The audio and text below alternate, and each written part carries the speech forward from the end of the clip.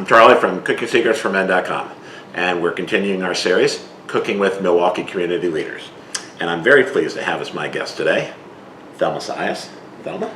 Good morning. Good seeing you again. Beautiful. It's a beautiful Saturday morning here in Milwaukee.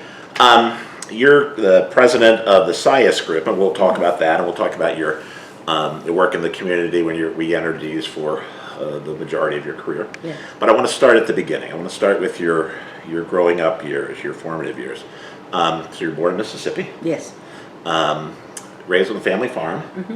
And your parents were very involved in the civil rights movement. Yes. So talk about that and its effect on your formative years and how it helped get you to the next point in your life and make the foundation of basically who you are today.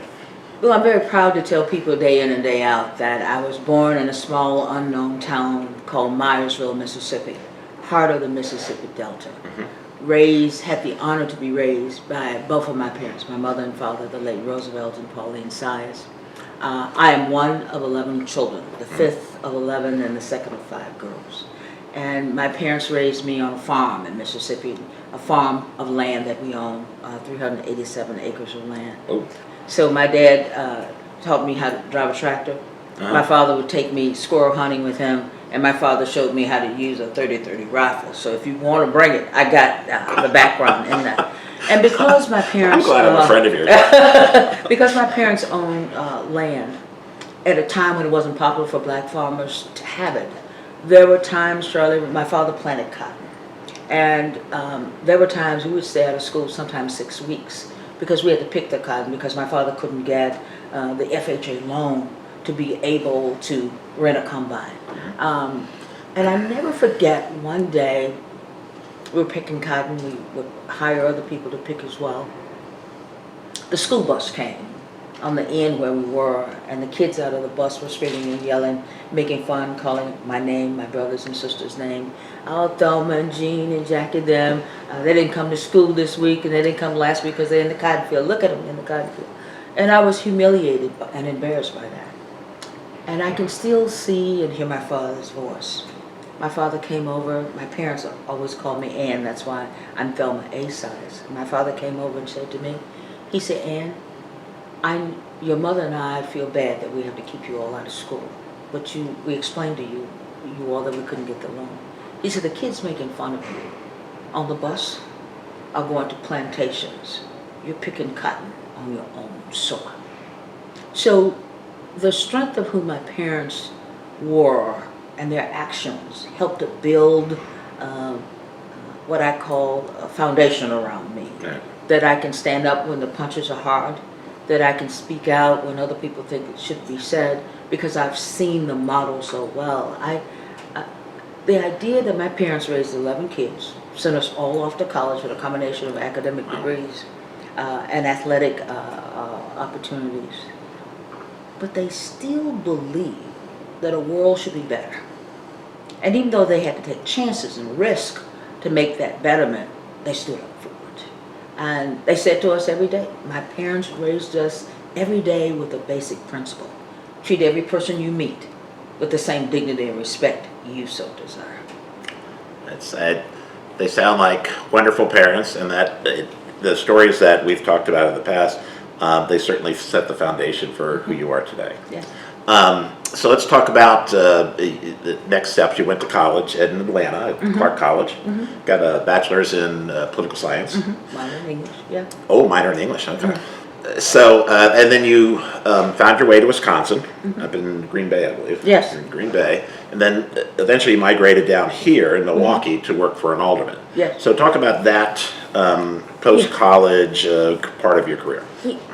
To have the opportunity to go to the big city of Atlanta, Georgia, to go to college. First of all, my older sister went to Clark. So having her come home during Christmas break and talk about the big city, and having people like Andy Young and Julian Bond and Congressman Lewis, they were in and out of Mississippi a lot. So knowing that they had that Atlanta connection. So I was in the field chopping cotton. My aunt got the call that says I had been admitted to Clark College and that I was going to be awarded a presidential scholarship to go. I was thrilled beyond words. I'm going to the big city of the Atlanta, Georgia. It was a life-changing experience to go to school at Clark. Sure. We had integrated the middle and high schools in my surrounding hometown. So I had been in a predominantly white educational environment. To be able to go on a college campus and see African-American men and women, doctor this and doctor that, guiding my educational experience was an incredible thing for me. I met people from all over the world, Right. both between professors and classmates. And I had many experiences, because Clark is part of a AU campus. So I took classes at the Morehouse College, the all-male college. I took classes at the Spelman, the all-female college.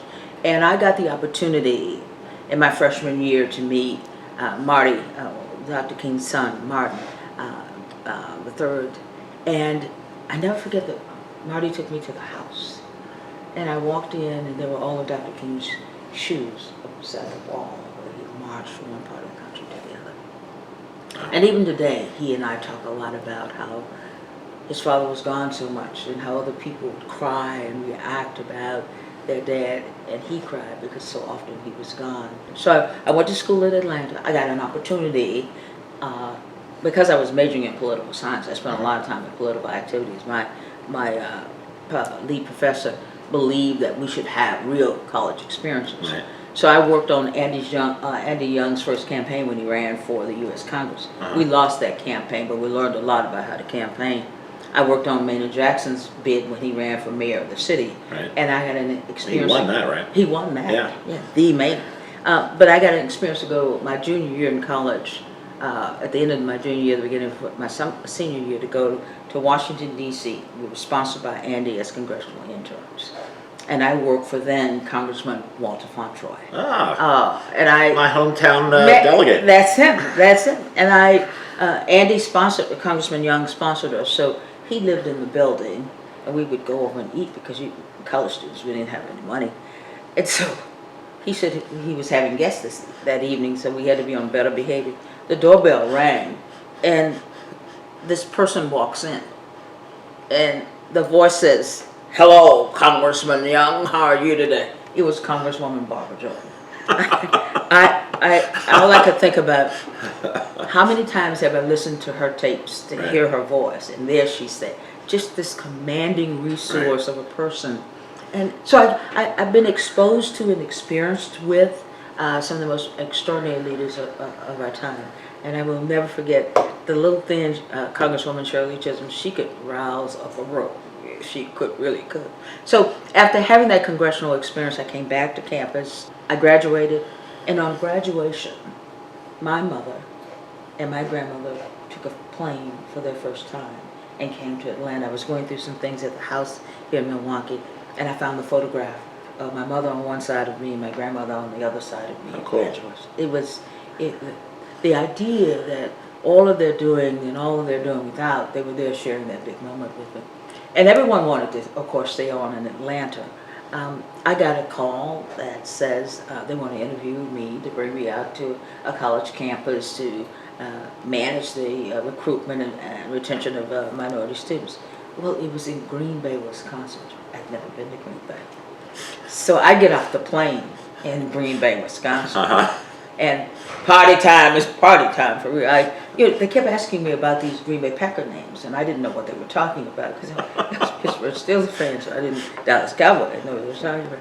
So I worked at the UW Green Bay for 6 years, recruiting, retaining students. I came to Milwaukee often in the recruitment process.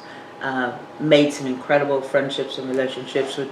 And so I've built some relationships, some friendships that have been my lesson learned people, but they also have been the ones that have helped to frame the questions and the issues and how do we get to solutions for change, not only in Milwaukee but all over the country. Okay. So that will go nicely with moving from working for, was this Howard Fuller was the alderman? No, Howard was involved in education issues. Roy B. Neighbors Okay. was alderman of the first aldermanic district Right. and pastor of Community Baptist Church. Well, so leaving working with city government, moved over to, at the time, Wisconsin Gas, about 86. And then Wisconsin Gas became Wisconsin Electric, which is, and now it's known as We Energies. Yes. And you were there for 30 plus years? 30 years. 30 years. And you retired as the VP of Local Affairs, and you were on the foundation, the We Energies Foundation Board. So talk about how in a corporate world, trying to affect change, and We Energies is not a local Milwaukee company, it's a regional one. So you're trying to affect change not only in Milwaukee, but regionally. Well, Charlie, what I know as a fact is that no one is successful in their careers or in life's journey all by themselves. We all need a variety of people at the table, in the room, as we negotiate for change and progress. And I look back on my 30 years at We Energies now, and I can remember the things about it versus the stress of the day-to-day of trying to manage being the voice for a major utility, being in a community that a utility served, and a community where sometimes they were not as satisfied with what we were able to do. Leadership that understood that things could not stay the same in order to progress and meet the bigger needs of a community. I work with men and women every day who lived across this community, and they believed that there was always something more we could do to balance the process of how people get served. What do we do to serve, and what are the flexibility needs to meet what people were going through? So there were incredible moments in design and organization within the utility organization that we were all learning a lot. And there were often times when we were pushing and pulling, everybody pushing for what they thought was the best solution and others pulling for what we knew was a different way. And learning how, after all of my life experience of being able to hear, Right. but also being able to listen. Because see, when you hear, you're listening with your ears. But when you really listen, you can hear all of the things that people are saying. Not just the words they're saying where they agree or disagree with you. But now you are able to have compassion for the way they think things should be because of the conditions they are in. Right. And being in a role where I was managing the approval for this utility in major communities, there were times when you could hear things from people that you thought, this is not what we need right now in order to get this kind of success. So how do we keep listening and breaking off the pieces and letting all of us be a win, and being able to both be a winner and know how to be a loser, but also treat people with that dignity and respect my mother raised me with. And that was challenging times, because there were times when people thought very differently about what we should do, and they weren't reluctant to tell us that. Have there been any times since we've been alive that aren't challenging times? No, it's not. But what Today? Like today. But what I know that I look back on is that, and I encourage all of us to do this, to look at our life story. And as I look back on mine, I realized that early in my life, there were men and women who were planting the seed and building the fence around me so I could be in the battle for the outcome that we need to have. I look back and I now know I was blessed to have both of my parents. I had a grandmother, my mother's mother. My grandmother couldn't read, nor could she write. But she was such a thoughtful and thought-provoking person. She told me over and over again. She said, you don't ever let anyone take you out of the game. You don't ever let anyone know what it is they can do and say to get you out of the game. Because when you're out, you can't affect the outcome. Right. genius. She was a genius. I mean, she could. I got suspended from school in the 8th grade, and she came over. I didn't see that in your bio. Oh, it's not there often. She came home and she asked me why I was home, and I was trying to explain to her what suspension meant. And she said, "Well, you don't have to explain it to me, that big word, because it must mean you can't go to school because you're here at the house." She said, "Where's the young lady that you got in the fight with?" I said, "Well, she's at school," and that's what she told me. Don't ever let anybody know what they can do, how they can do it, and when they can do it, to take you out of the game. And it's been a life very long. I love these stories. So you have a list of honors and awards that's very long, and I have a partial list here. Top 100 power brokers in Milwaukee. That's Milwaukee Business Journal. It came out this year. Savoy Magazine 2016, list of the top influential women in corporate America. You received the 2017 Leadership Award from the Greater Milwaukee Foundation, named 2020 Woman of the Year by United Way of Greater Milwaukee. You're recognized as a woman of influence by the Milwaukee Business Journal.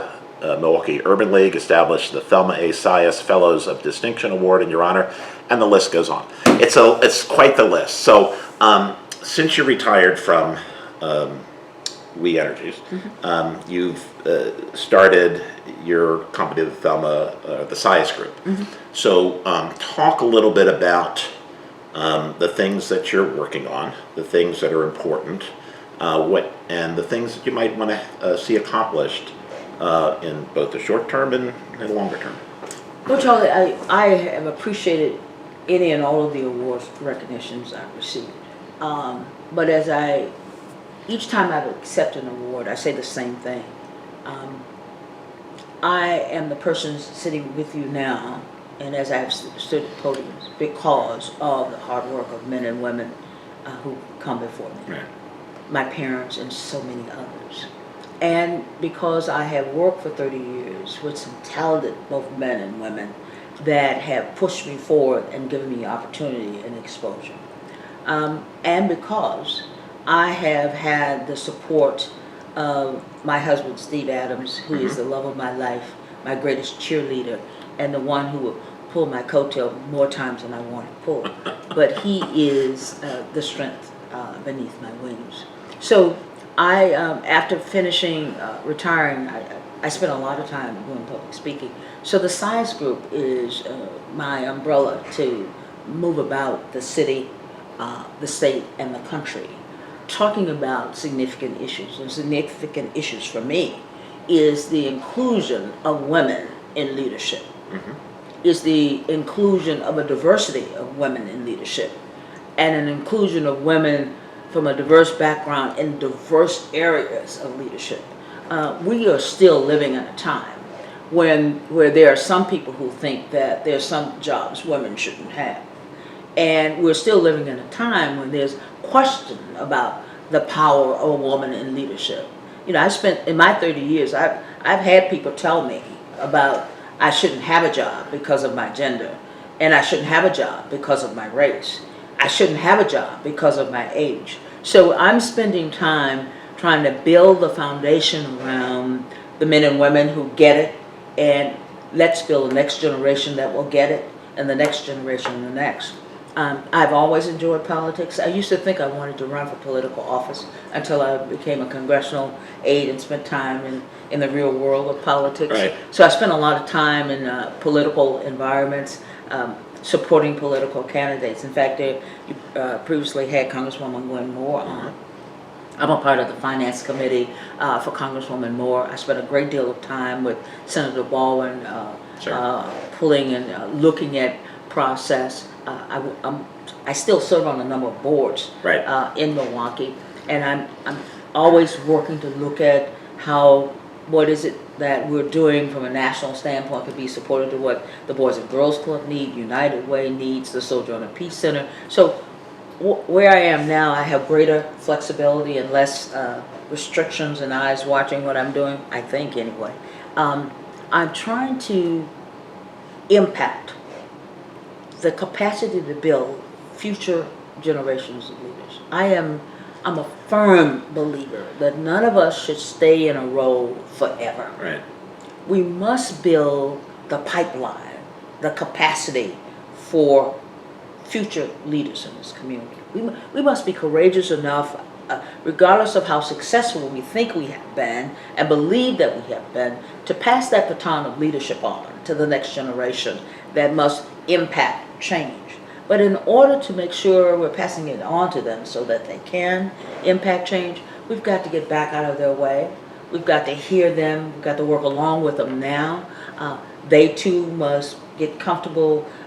As a young man said to me, he said, you senior citizens don't like to interface with us young people. And I said to him, I said, I'm hopeful that one day you'll get an AARP card. So it has to go both ways. I do a lot of work with some of the leadership development groups, so that we can talk about the honesty of transition of power and change, and deal with, there's some issues that if we're going to change and continue to change and build a nation that we all can be proud of, there's some things we got to be honest about. This issue of race and racism, gender bias, the socioeconomic, this whole notion that we still need to have a capacity of have-nots. No, we've learned from all of that. We should be better than that now. So I'm concerned about issues, and I spend time. Someone told me, Thelma, the expression is you're only supposed to have 3 cents worth of advice. He said, why do I feel you come in here with a fresh $100 bill worth of advice? I said, I may not get to see you again, so I want to make sure I leave a good stack of things for you to think about. Oh my. So, you are absolutely one of the unquestioned civic leaders within this community. You are, like you said, many boards, you're well known everywhere. And there's one person, if when she walks into the room, she's here, Thelma's here. So I've always appreciated the work that you've done in the community, and you continue to do it, not under the umbrella of a corporate environment, but as an individual, so you kind of get to set your own course, so that's wonderful. So, all right, so we call this Serious People with Serious Jobs, having a little fun. We're going to have a little fun today. And before, I'm not going to forget to give an apron, so I'm going to give you this apron, so you don't get your nice clothes all dirty. Okay. So, what are we preparing today? Well, what we're preparing today, as you mentioned, I was born and raised on a farm in Mississippi. Mm-hmm. So, being the second of 5 girls and the middle, the 5th child, I spent a lot of time being a support mechanism to my mother in raising my siblings. Mm-hmm. And in working the farm, we raised all kinds of products on the farm. The greens, the peas, the sweet potatoes. We had peach trees, pear trees, apple trees. And what I now know is, we always used to wonder, how come we have so many acres of sweet potatoes? It's just, then we thought, counting up all of us, I guess that is a lot of sweet potatoes. But what my parents were doing, because we had land, right, they would plant additional products so other families could come and pick sweet potatoes and pick corn so right, they could provide for their families. So I'm going to prepare today one of my mother's sweet potato, one of many sweet potato process. My mother, we baked sweet potatoes. My mother made sweet potato pie. She made sweet potato souffle. She just sweet potato. But interesting, as I travel around the country and I get a menu in a restaurant, I see sweet potato fries. We never French fried the sweet potato. I love them though. Yeah. And I was like, Mama, just didn't had get them to last that. night, as a matter of fact. Yeah. So I'm going to do a sweet potato recipe, and because we always ate from the garden, I'm going to do a fried corn recipe of hers as well, using what I consider I didn't have any fresh corn, so I'm using frozen corn, because I'm always looking at the sodium level, and I try to stay out of the can and try to stay with fresh foods. All right, so we're going to do a little southern cooking, all for the most part fresh, and then we're going to, we've done some prep work. We'll be over here in just a minute. We'll put it together, and then we're going to have to taste it. By all means, I want you to taste it. I want the record to be clear that the Southern Girl, Frankie Beverly and Mays had a song, Southern Girl, You're the One. Yeah. He wrote it about me. Oh, good. Good to know. All right, so give us a minute to get set up, and we'll be right back. All right, so Thelma's going to walk us through what we're doing here. Well, as I said, we're doing a sweet potato dish. My mother's, it's a simple sweet potato dish. And what I encourage you to think about when you're going to the store to buy a sweet potato, hold your hand out and buy one that's center in your hand, because that's a good size. You can manage it well. And one of the things about my mother's sweet potato dish, and because we didn't have to buy them at the store, we just go out to the garden and pull them. It's so important to get one of size. But when you're working with a sweet potato and you're going to use it in a recipe, wash it well. Wash it really, really well. And the test to see if it's clean is to take a piece of paper towel, wet it, and wash the sweet potato. And every time you wash, the paper towel will tell you if there's any dirt on it. Absolutely. So in this recipe, It's a good tip. in this recipe, you can both peel the sweet potato, slice it, and put it in the dish. Or you can take the sweet potato, wash it, and put it in water and boil it. Okay. And once you boil the sweet potato, thing to remember is only boil it enough for the sweet potato to become tender but not mushy. Right. See? Tender like that. You line it in your casserole dish, and to tell you the inside secret about this recipe, you line it in the casserole dish. You take sugar. I use white sugar. That's what my mother always used, but you can use brown as well. And you cover the sweet potato totally. In my recipe, I use 2 cups of sugar because I like a lot of juice in my sweet potatoes. And then you put just some plain butter. Okay. I generally use a whole stick of butter on it because I still haven't learned how to cook a small quantity of food because Not up to scaling yet. I haven't figured it out. The whole time Steve and I dated, he would always, when he'd come, he said, "Are we having guests?" I said, "Why do you say that?" He said, "You have so much food." I still haven't learned how to scale. Now, the next dish I'm going to make is, again, I was born and raised on a farm, and I'm proud to tell you all the farm that my parents raised us on is now incorporated as the Sias family farm. So it is still a legacy in our family and always will be. So this is what we're going to do. Corn, I like fresh corn, but this is a frozen batch of super sweet corn. The first thing I'm going to do, I know you can buy the imitation bacon, but a Southern girl really cooks with the real thing. Real bacon and real bacon grease up in here. So we're going to put this in the dish. And the other good tip about cooking, always pre-warm a pan, because that gives now you don't burn any of your ingredients because the pan is familiar to the temperature. It's already warm. It seasons the pan really, really well, and we may want to turn that down just a pinch. Okay. But no, leave it up because I'm gonna drop the corn. Leave it up. Just let it get real nice and hot. One of the things Okay. I remember my grandmother doing is whenever we had bacon, she'd Save save the bacon grease and it'd be Save up the a can up on the on the stove. stove, Yep. yeah, or a mason jar. The thing I'm going to do with the corn, I add a little flour in the corn to give it some context, Okay. just a little bit. I'm going to put some of the leftover sugar from my sweet potatoes, and as you notice, I'm not using the measuring spoon. Never figured out how to use that, just put it in there to taste. And the other thing I do, I use salt-free seasoning. Okay. And that's, again, looking at making sure you're managing this level of sodium and how you're preparing food. So you can find it at local stores. Salt-free, it has all of the mixed vegetables in it. And I'm pretty liberal about... Like 'cause onion, garlic. Garlic, all of it's in Oregano, there. Yeah, thyme. oregano, all of it. There you go. So it's good for seasoning, Right. okay? We're going to mix this corn up. Now, I'm a big chicken broth and vegetable broth user.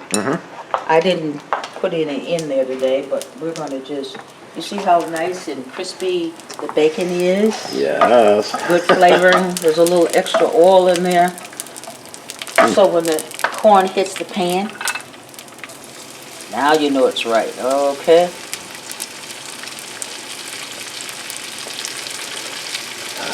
I generally like a little vegetable. We'll just saute it a little bit. We're gonna, no, I won't. I'm gonna put a pinch of water in it. Okay. But you see how nice, this is a nice filling dish. It's easy to make. You can take it and add it to a meal and fill yourself and others, you know. And I encourage, my nieces and nephews always, when they come to my house, they're always like, you know, Auntie, you know, have you at the stove cooking something? Because I think You know, it's important for both women to know how to cook, but men to know how to cook as well. And I know some excellent men at the stove. My husband makes the best French toast and hash browns in the world. And in fact, when he comes back in the city, we're going to have you guys over for brunch so you can have his coffee blend that he does. I'm ready. You see how nice that looks? And I'm going to drop a little butter as well in here. But and we can, you know, because you're using a salt-free seasoning, you can always add more. Gives that nice look to it, so it's not, the corn is not alone, the bacon is not alone. You're creating a good look with it. I'm going to put a drop of water in here. I'm going to cut a little piece of butter, because butter is such a great seasoning. This hits one of my golden rules of cooking. There's no such thing as too much bacon. I believe that wholeheartedly. And here's the second rule. There's no such thing as too much butter. Too much butter, no such thing. A very close friend of mine and a noted chef in town, Chef Deborah Strickland Ross. Oh, yeah. She does all of the food preps when we have events at the house, and you know, as you walk around, all you find is leftover butter pieces. So I added some water to take the rest of the flour base out of the bowl, Okay. and I'm gonna stir that That'll in thicken it just slightly. slightly. And the butter is also another good thickener. Yeah, it really is. But that little bit of flour, sometimes when I make this dish, I will use a can of cream style corn to mix in. But I generally prefer to see if this cooks down just right. A few more minutes for that corn to have its complete boil. And we're going to put the lid on it. So Now here we go again. The wonderful thing about this sweet potato dish we're doing, we have it in the oven for the sugar to melt and the butter. It creates this incredible juicing for the sweet potatoes, and it's going to be just tasty. Soon as all of the sugar, when the sugar melts down, it's going to be very, very clear. Just a little. You know, one of the nice things about doing this in the oven like this, everything is already here. All you have to do is every now and then check on it. You know it's ready when all of the sugar has completely dissolved. And again, remember, if we have leftover sweet potatoes, they're easy to put in a dish and put them in the refrigerator. Turn them, or you can put them in the freezer. And when you want some, then all you have to do is go and take them out and put some more butter on them and put them in the oven. all right, so we got the sweet potatoes just about ready. The corn looks like it's just about ready. You can see that bacon. Yum. All right, so we're gonna get everything off the stove, put it on the table, and then we'll go sit down and eat it. All right, here we are. And you guys didn't get to see what was going on behind us during the getting ready. So that's sometimes the best conversations that go on, the stuff that we're not really going to show. So, Thelma, just tell us a little bit what we got here. Again, Charlie, we have my mother's southern recipe of stewed sweet potatoes. Sweet potatoes, butter, sugar. And Fried corn, plenty of bacon, frozen corn. lots of bacon. All right. So, Thelma, why don't you go ahead and start with the bacon? Well, let me do this, Charlie. Okay. In our household, my mother said over and over again, each time we sit at a table and have the opportunity to have a meal, we should take a moment and say grace and be grateful for the opportunity to be fed. Heavenly Father, thank you for the grace and mercy of this meal. May there be opportunities for others who have not, that they do. In thy name, amen. Amen. And now the food will taste even better because we've done all the things we were raised to do. See how great that corn looks, right? Oh, You're my buddy, so I'm going to give you some first. oh, well, you're the guest, but okay. No, you know, in Southern households, my mother always said, treat your guests well. There you Okay, go. there you go. But you're at my place. Yeah. Oh, is it? Oh, I forgot that. But, you know, I understand what you're saying, so that's Yeah, good. okay. All right, so this is hot, so Yeah. I'll let you go. I'll get you. There we go. Just half it. Oh. Just good. half? Never mind. Put a little extra juice on it, Charlie. That makes, that's when you really know you're eating well. Wow. Look. All right, I need to get me some. All righty.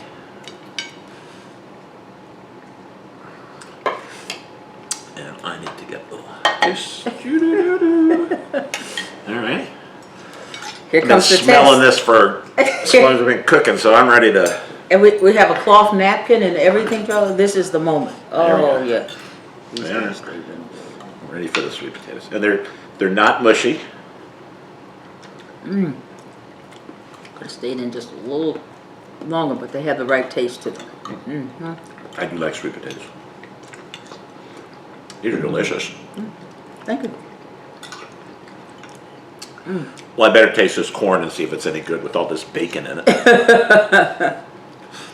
What do you think? Good meal. All we needed was just a little cornbread muffin.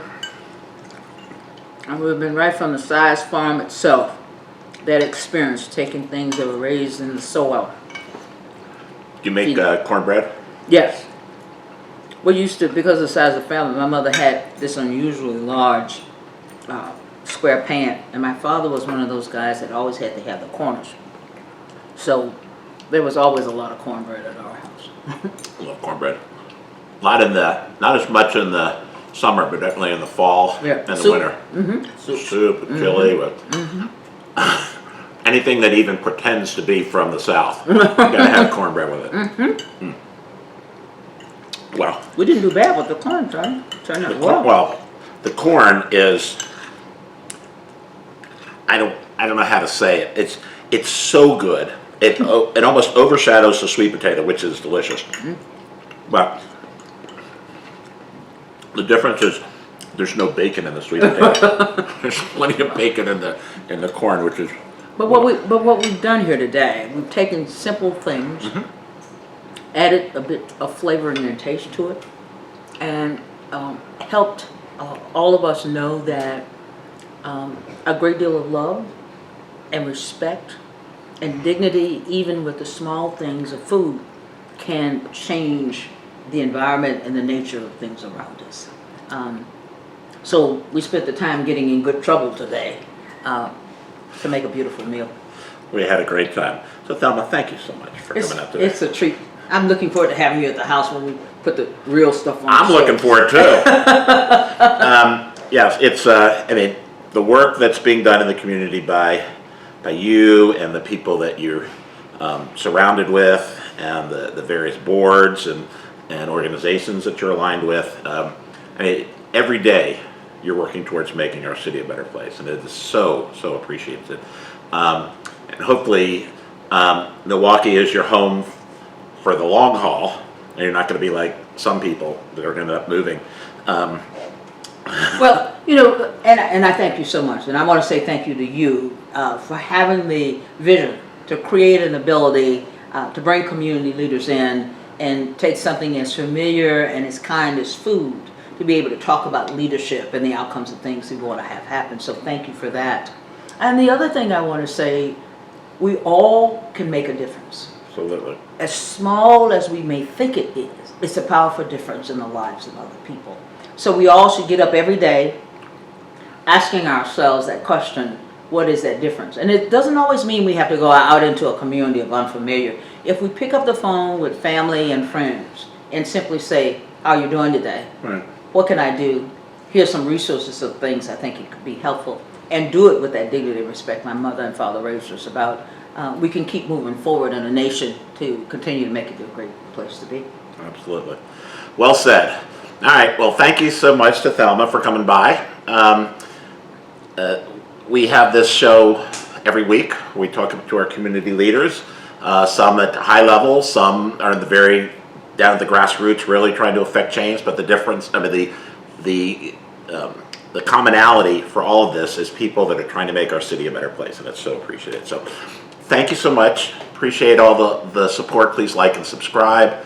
And as always, thanks for watching.